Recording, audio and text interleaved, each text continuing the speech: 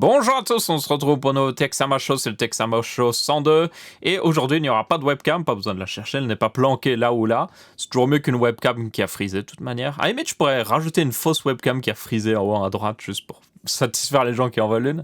Non, c'est pas grave, on va se concentrer directement sur les news. La première grosse news qui est énorme, c'est au niveau de Huawei. Donc Google vient de officiellement terminer tout, on va dire, partenariat avec Huawei au niveau d'Android. Ça veut dire que Huawei ne pourra plus avoir accès aux prochaines versions d'Android. Toutefois, évidemment, ils peuvent rester sur la version actuelle où ils sont. C'est juste qu'ils n'auront plus accès à tout update, donc y compris techniquement les updates de sécurité. Ce qui est assez ironique parce que Huawei, en gros, a eu cette punition parce qu'ils sont accusés d'espionnage pour le gouvernement chinois. Vous devez le voir depuis pas mal de mois, il y a de plus en plus d'histoires sur le sujet. C'est surtout poussé aux États-Unis où le gouvernement américain a déjà essayé de punir plusieurs fois Huawei et a plusieurs fois indiqué que c'était des espions du gouvernement chinois. Et c'est justement ça qui a poussé Google. Je suppose que c'est... Enfin, on suppose même que c'est littéralement le gouvernement américain qui a un peu forcé la main à Google pour justement qu'ils arrêtent de ce partenariat. Donc, comme je le dis, aucune mise à jour. Ils peuvent toujours avoir... Alors, le truc disait ici qu'ils n'avaient plus forcément accès au Play Store, mais ils auront toujours accès au Play Store pour le moment. Toutefois, le truc, c'est s'ils n'ont pas accès aux mises à jour et tout ça, est-ce qu'ils vont faire leur propre Play Store et tout? Alors, cet accès, enfin, ce partenariat est cassé pour le moment, mais évidemment, si Huawei, par exemple, fait preuve de volonté, peut-être met des choses en place, négocie avec le gouvernement américain et Google, il pourrait restaurer cet accès, donc il faut le préciser, ce n'est pas définitif. Toutefois, c'est une énorme épée de Damoclès qui est au-dessus de la tête de Huawei, parce que, littéralement, même s'ils sortent un excellent téléphone, ils peuvent plus profiter de la dernière version d'Android. Ça veut dire aussi que si vous avez acheté un téléphone Huawei, vous n'avez pas la garantie qu'il y aura des mises à jour vers la dernière version d'Android. Ce qui n'était pas très grave, parce que de toute façon, Huawei mettait rarement à jour ses téléphones. Mais bon, quand même, c'est un petit peu embêtant. Pour les mises à jour de sécurité aussi, ça pourrait être un gros problème. Même si, encore une fois, il y a l'ironie de la chose que Huawei s'est fait avoir parce qu'il y a justement des problèmes de sécurité avec eux, mais qu'au final, maintenant, ils auront encore moins d'updates de sécurité. Enfin bref, c'est toujours un petit peu spécial, mais bon. Dans tous les cas, c'est énorme. C'est une news énorme. Ça suit justement le ban qu'il y avait eu aussi sur ZTE, si vous vous souvenez, qui vraiment a énormément souffert de tout ça aussi. Ça se demandait, il y a beaucoup de gens qui même, on va être très honnête, il y a beaucoup de gens qui pensent que c'est en partie du lobbying aux États-Unis pour justement contrecarrer la montée en puissance de Huawei. Et je pense qu'il y a une part de vérité là-dedans, forcément, parce que, soyons honnêtes, Google et toutes les autres marques ont forcément des backdoors pour le gouvernement américain. Il y en a peut-être d'autres marques qui ont des backdoors pour d'autres gouvernements, peut-être même le gouvernement russe. Il y a aussi un autre sujet qui se pose, c'est un sujet de lobbying. Beaucoup de gens disent qu'il y a en grande partie un lobbying au niveau du gouvernement américain de certaines sociétés, par exemple Apple, pour justement contrecarrer les plans de Huawei, parce que Huawei est l'une des marques au niveau d'Android et même des smartphones qui est la plus progressée depuis des années. Ils sont, pour information, les deuxièmes plus gros vendeurs de smartphones maintenant, si je ne m'abuse. Enfin, ça va peut-être changer avec ça. Du coup, il y a beaucoup de gens qui accusent justement d'un lobbying. Il y a certainement en partie ça parce que, soyons honnêtes, n'importe quel smartphone que vous avez entre les mains maintenant, il y a forcément une backdoor, donc une porte dérobée vers à peu près n'importe quel gouvernement un minimum sérieux. Donc par exemple, tous les téléphones Android ont certainement une backdoor pour le gouvernement américain. On le sait, c'est juste qu'on ne sait pas où elle est, mais on sait qu'elle existe forcément. Apple a plutôt été dur là-dessus et essaye justement de ne jamais avoir de backdoor ou autre chose. Après, ça ne veut pas dire qu'ils n'ont pas forcément un petit quelque chose par-ci par-là, quand même pour le gouvernement américain, là où ils ne peuvent pas justement le combattre. Donc ouais, quoi qu'il arrive, je veux dire, les accusations de Huawei ici, évidemment, sont graves, mais je pense qu'on pourrait trouver le même genre de faute chez pas mal de justement constructeurs. Et c'est aussi la même chose, il y a certainement, par exemple, Xiaomi, qui est un constructeur chinois, peut-être même Oppo, et aussi OnePlus, qui sont techniquement des marques chinoises, même si OnePlus est basé aux États-Unis, toutes leurs opérations et tout ça se fait en Chine. Donc il y a peut-être des chances aussi qu'il y ait des backdoors tout simplement dans leur smartphone. Ce n'est pas pour enlever à la gravité évidemment de cet événement-là, mais c'est juste pour remettre aussi un petit peu en contexte. Du coup, on verra bien ce qui se passera. Comme j'ai dit, ça peut toujours être renversé dans l'autre sens, ça dépend ce que va faire Huawei. Je suppose que vu la gravité quand même de la situation, ils vont devoir prendre des décisions très vite. Il y a deux choix qui s'offrent à eux, soit ils plient et ils essayent de regagner la confiance du gouvernement américain, peut-être en mettant des backdoors pour le gouvernement américain, ce qui sera assez ironique, ou alors qui préparent tout simplement leur propre version d'Android. Je vous rappelle qu'Android est libre de source, donc ils pourraient faire leur propre version d'Android, un fork, ça s'appellerait, parce qu'Android en plus tourne sous Linux. Beaucoup de gens ne le savent pas, mais du coup, oui, ils pourraient faire sans problème leur propre version d'Android s'ils le voulaient vraiment, un petit peu comme l'avait fait Amazon. Et c'est juste que, évidemment, avec leur propre version d'Android, ils ne peuvent pas ils peuvent pas utiliser le Play Store de Google, donc ils devraient avoir aussi leur propre store d'applications, comme Amazon justement. Donc on verra bien. Dans tous les cas, c'est vraiment la plus grosse news de la semaine parce que c'est énorme comme news quand même. Deuxième énorme news de la semaine, c'est au niveau du Ryzen 3000 qui ont été enfin annoncés au Computex. Le Computex, je vous rappelle, c'est un salon de l'électronique qui se passe à Taïwan, à Taipei justement. Pas taper, genre le verbe taper, hein, Taipei, genre c'est la ville à Taïwan, enfin bref. Dans tous les cas, plusieurs processeurs ont été annoncés. On a un Ryzen 9, vous voyez, donc AMD continue leur mode de prendre les noms qui ressemblent à Intel et même, on verra après, Nvidia, pour que les gens soient pas vraiment confus, mais que les gens se rendent compte directement de quel genre de processeur on parle ici. Donc un Ryzen 9, vous vous doutez bien, c'est genre le nouveau haut de gamme chez AMD maintenant. Donc c'est un processeur 12 cœurs, 24 threads à 3,8 GHz de base avec un boost de 4,6. Donc je tiens à préciser que tout ça, c'est vraiment les vraies informations d'AMD. Et il devrait être vendu vers 499 $.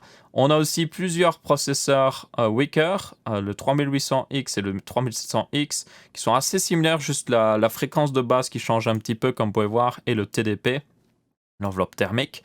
Et le prix aussi évidemment qui change un peu, et puis on a aussi des Ryzen 5 6 cœurs comme on avait avant.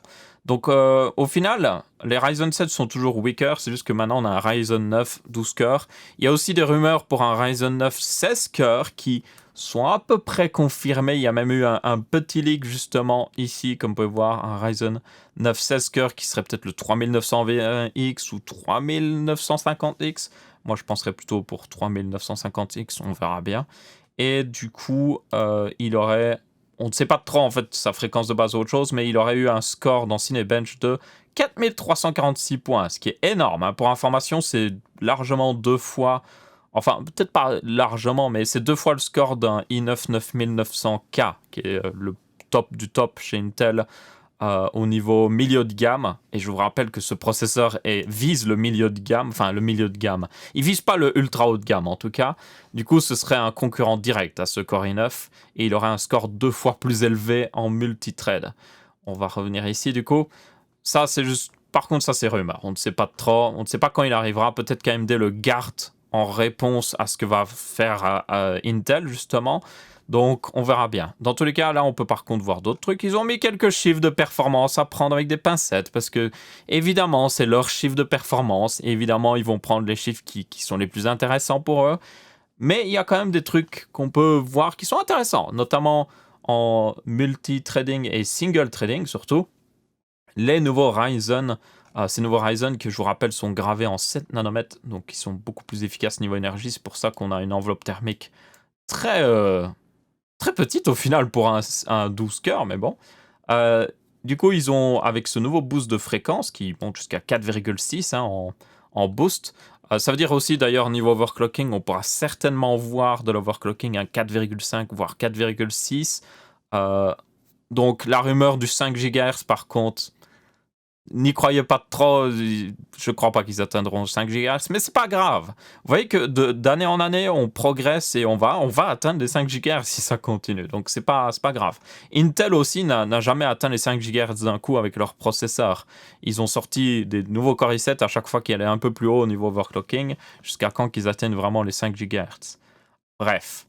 Donc comme vous pouvez voir, le 9700K, qui est la base de cette comparaison, donc le 3700X en single core, hein, donc un seul thread, est 1% plus performant, le 9900K 2%, le 3800X 3%, le 9920X, qui est le processeur Core i9 12 cœurs de Intel, moins 9%, et puis plus 4% pour le 3900X, le nouveau top du top chez AMD. Et puis là, on voit des comparaisons en multithreading. Et là, je veux dire, il n'y a même plus... ça rigole même plus parce que là, évidemment, on a des plus grosses différences, surtout avec le 3920X qui a plus 95% par rapport au 9700K. Donc, assez énorme quand même. Évidemment, à prendre avec des pincettes parce que c'est sur Cinebench. Cinebench ne représente pas l'entièreté du marché et tout ça.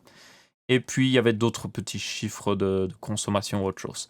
Il faut savoir du coup que pour atteindre ce gain de performance, premièrement, évidemment, il y a la fréquence qui est plus élevée. C'est forcément. Il y a plus de cache qui permet apparemment de réduire la latence dans les jeux vidéo. On verra quelques chiffres dans les jeux vidéo juste en dessous. Ils ont aussi augmenté la puissance en floating point, donc tout ce qui est instruction AVX devrait être plus puissant, et ils supportent d'ailleurs maintenant les instructions AVX en 256 bits, si je ne m'abuse. Il avait déjà mis dans le passé ça. Et aussi, ils ont un IPC augmenté de 13%. Alors, pour expliquer le IPC, pour que vous puissiez comprendre pourquoi c'est très important, donc vous avez évidemment la fréquence du processeur, c'est très important, 3,8 GHz, ça veut dire qu'il peut faire énormément d'opérations à la seconde. Donc, imaginons plutôt un processeur qui fonctionnerait à 1 Hz. À 1 Hz, un processeur peut exécuter une opération à la seconde. 1 Hz est égal à une opération à la seconde. Dans cette opération, il y a des instructions. Les instructions, c'est des choses qui sont hard-codées, même c'est physiquement dans le processeur. C'est des choses qu'il peut faire. Donc ces instructions, ça peut être des bêtes additions, ça peut être des soustractions, et maintenant on a même des instructions, comme j'ai dit, instructions AVX, qui permettent de faire des opérations même encore plus complexes. Mais du coup, en augmentant l'IPC, vous augmentez le nombre d'instructions justement que ce processeur peut faire. Et du coup, ça veut dire littéralement que même sans augmenter la fréquence, vous exécutez plus d'instructions à chaque fois que le processeur fait une opération. Et comme là, à 3,8 GHz, vous vous doutez bien, il en fait énormément, vu que c'est dans les millions et les milliards à la seconde, eh bien, augmenter l'IPC de même 13% est juste énorme. Ça augmente les performances de 13%, basiquement.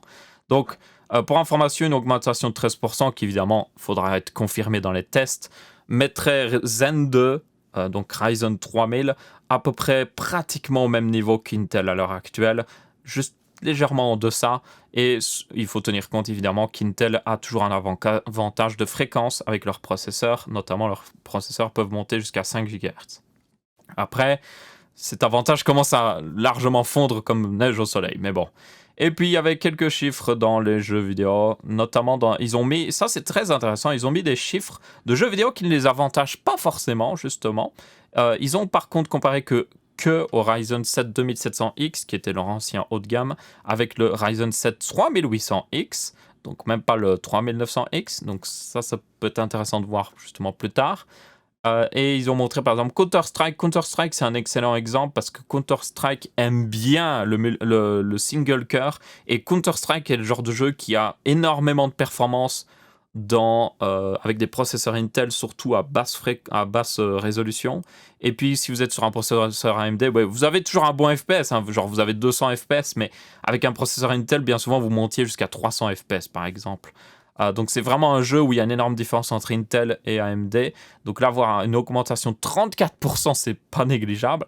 Il y avait aussi Dota 2 qui était un petit peu dans le même cas, et un petit peu GTA aussi était un petit peu dans le même cas. Donc ils ont choisi pas des jeux... franchement, ils ont choisi des jeux plutôt genre honnêtes. Ils n'ont pas été en mode on va prendre que des jeux sponsorisés AMD où voilà, forcément on a des meilleurs performance. Mais bon, dans tous les cas, comme vous pouvez voir, c'est très prometteur, mais encore une fois, prendre avec des pincettes. On a eu du coup pas mal d'annonces de cartes mères en X370. D'ailleurs, précision, c'est que toutes les cartes mères en X370, donc on n'a pas encore aussi les cartes mères en B450 qui arriveront plus tard, évidemment. Toutes les cartes mères en X370 auront un ventilateur parce que ce nouveau chipset de carte mère, du coup, supporte le PCI Express 4.0. Et le PCI Express 4.0, si vous ne savez pas ce que c'est, donc le PCI Express, c'est tout simplement l'interface que vous avez pour brancher toutes vos cartes graphiques, même une carte réseau ou autre chose, ou même maintenant les SSD en M.2.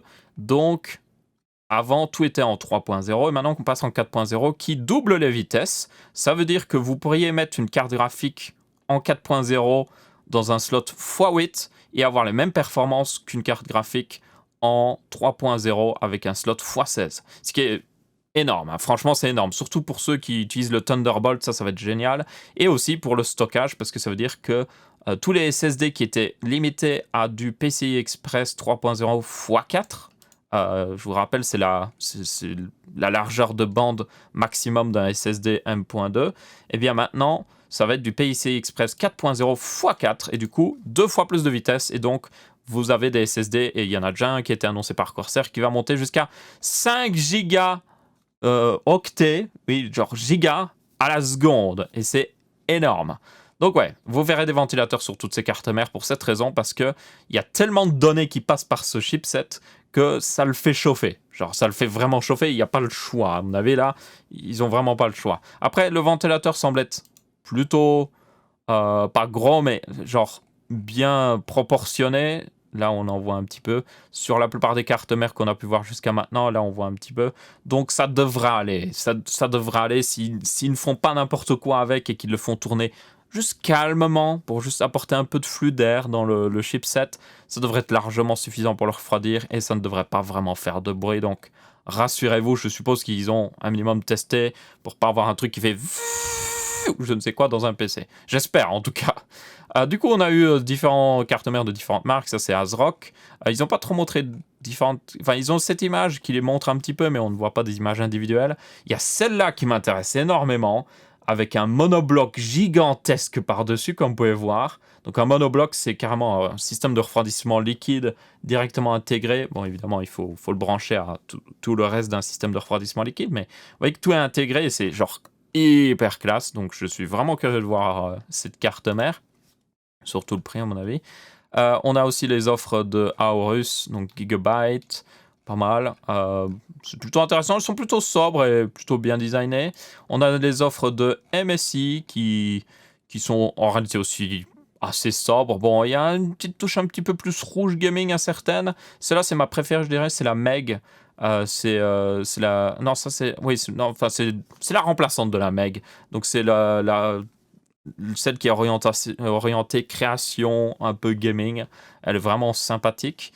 Et puis, il y en a d'autres qui sont annoncées, mais on n'a pas vraiment d'images. Et on a aussi quelques images que j'ai dans un dossier ici de Asus, parce qu'il n'y a pas encore le communiqué de presse au moment où je fais cette vidéo, qui est sorti sur la plupart des sites, mais j'ai les images. Donc, par exemple, voilà la Prime en X370. Et encore une fois, comme vous pouvez voir, là, il y a une version un peu plus petite aussi d'ailleurs. Comme à chaque fois, vous avez ce petit ventilateur qui sera toujours présent. Ce sera intéressant de tester, voir s'ils sont toujours silencieux. Ça, c'est la Formula, la Formula 8 maintenant. Et comme d'habitude, la Crosshair Formula plutôt 8, qui est énorme avec toujours son système de refroidissement liquide pour les VRM, mais pas pour le processeur, contrairement à la carte mère ASRock. Les designs sont de plus en plus sobres, j'ai l'impression, pour les cartes mères. C'est juste que maintenant, le côté non sobre, c'est toujours le RGB, que vous pouvez évidemment toujours désactiver. Là, c'est la Hero, qui est du coup la version sans water cooling intégré, toujours très intéressante. Et on a d'autres petites cartes mères. On a les TUF, par exemple, les Strix, qui sont très intéressantes. Il y a différentes versions de Strix. Le truc que vous allez remarquer, c'est qu'il y a énormément de cartes mères, ce qui est une excellente nouvelle, parce qu'en général, s'il y a beaucoup de cartes mères, ça veut dire que les constructeurs sont très confiants et qui sont en mode « Ouais, ok, AMD a quelque chose d'intéressant, on va faire plein de cartes mères parce que ça vaut le coup de les faire. » Et aussi un autre truc, c'est que toutes ces cartes mères ont 16 phases d'alimentation bien souvent. Bon, certaines n'en ont que 8, mais il y en a beaucoup qui ont 16 phases d'alimentation pour justement gérer ce processeur 12 cœurs en overclocking et même ce futur processeur 16 cœurs. Certaines marques ont carrément indiqué qu'ils ne se feraient plus avoir par justement le fait que AMD a augmenté pas mal le nombre de cœurs et que du coup, une carte mère qui est faite pour un processeur 8 cœurs ne peut pas forcément accepter un processeur 16 cœurs. Juste, voilà, il faut la designer de base pour qu'elle supporte justement les 16 cœurs, surtout au niveau tâches d'alimentation. Donc, on verra ce que ça donnera, mais ça devrait être certainement des cartes mères très très bonnes pour l'overclocking et qui devraient prévoir pour justement ces processeurs 16 cœurs. Et pour ceux qui se demandent, parce que ça vaut la peine d'en parler, les cartes mères techniquement X370 et X470, ça dépend de la marque, mais devraient théoriquement accepter ces nouveaux processeurs de troisième génération d'AMD. C'est juste qu'évidemment, vous ne pourrez pas profiter du PCI Express 4.0, ça semble logique, mais ils pourront être mis dans la carte mère. Et si vous ne prenez pas non plus les trop overkill, donc par exemple, si vous passez le meilleur exemple, c'est le Ryzen 7 3700X. Comme il a un TDP de 65 watts, il devrait passer sans aucun problème sur une carte mère en X370. Le truc, c'est que tous les constructeurs de cartes mères ne sont pas 100% sûrs de supporter. Donc, par exemple, MSI littéralement dit non, évitez de mettre un des nouveaux processeurs dans une ancienne carte mère. Juste, voilà, on ne le supporte pas officiellement. Parce que c'est juste, voilà, on évite ça. Par contre, les autres marques, il faut encore qu'ils le disent. Donc, on verra bien ce que ça donnera. Mais après, si vous aviez déjà une grosse carte mère qui supportait sans problème un processeur 95 watts, vous pourrez mettre, par exemple, le 3600X qui serait pas mal. Hein, ce serait une bonne upgrade. Surtout si vous aviez un Ryzen 5, par exemple. Ça pourrait être une bonne upgrade.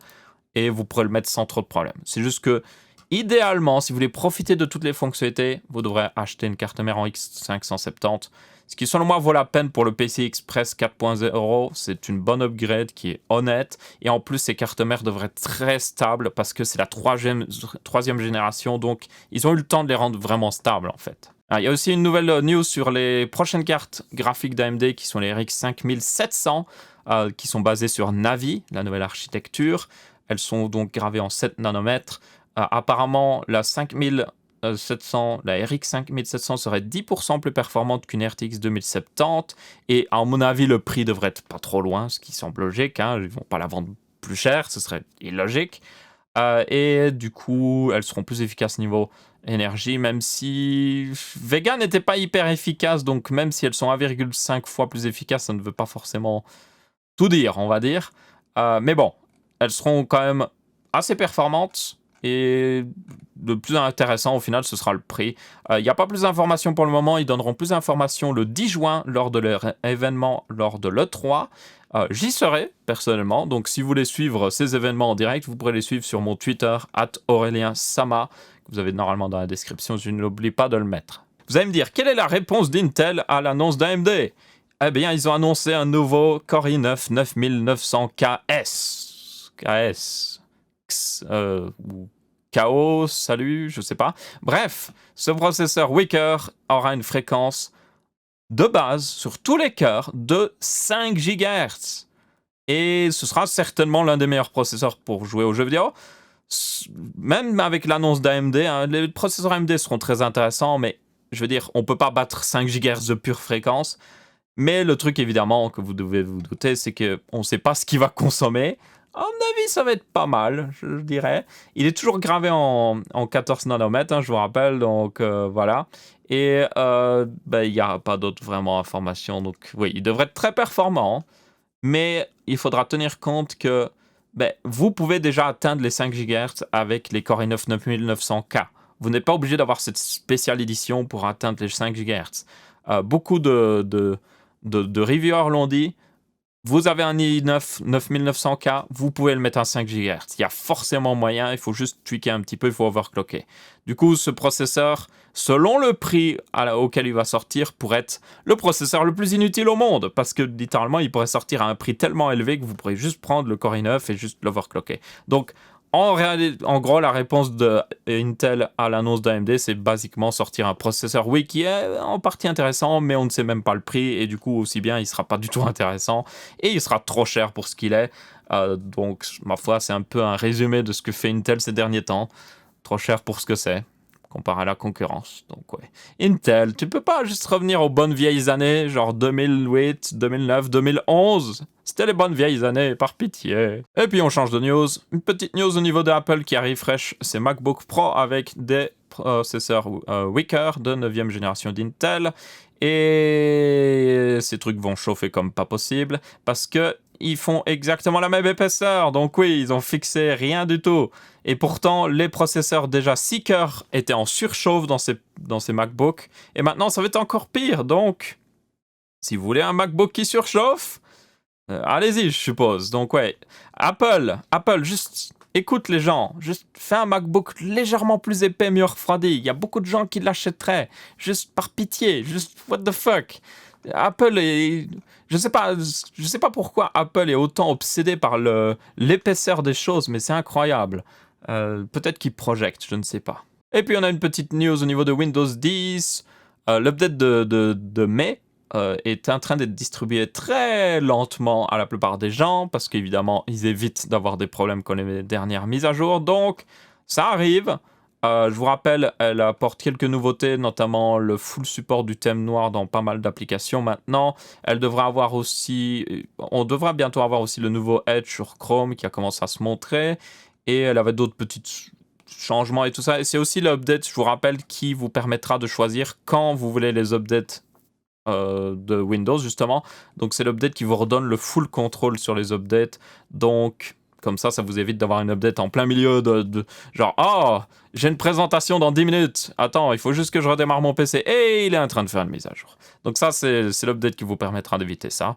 Donc c'est plutôt pas mal. Et donc voilà, c'était à peu près tout pour ce Texama Show. J'espère que vous avez bien apprécié. N'hésitez pas à laisser votre avis, que ce soit en pouce bleu, pouce rouge, en commentaire. On se retrouvera pour un prochain Texama Show. Et je vous dis salut à tous.